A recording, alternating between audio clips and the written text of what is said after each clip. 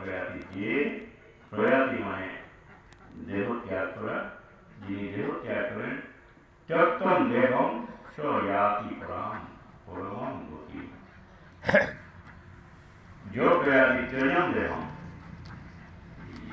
এইভাবে যে মৃত্যুবরণ করে এই দেহ ত্যাগ করে স ইয়াতি পরম গতি, সে পরম গতি প্রাপ্ত হয়, অর্থাৎ আমাকে প্রাপ্ত হয়ে থাকে।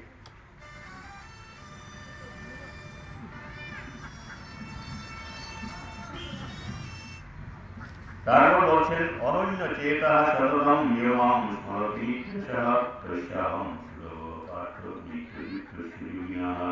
অনন্য চেতা সততম নিয়মম স্মরতি সহ। তো এইবার তিনি আরেকটি গুরু কথা বলছেন যে মৃত্যুর সময় যেভাবে প্রাণ ধারণ করে ভগবানের নাম স্মরণ করে মৃত্যুবরণ করতে বলা হয়েছে, কিন্তু সেটি প্রয়োজন পারবে যাদের অভ্যাস নেই তারা কখনোই ভগবানের নাম তাদের স্মরণে আসে না, মুখেও আসে না।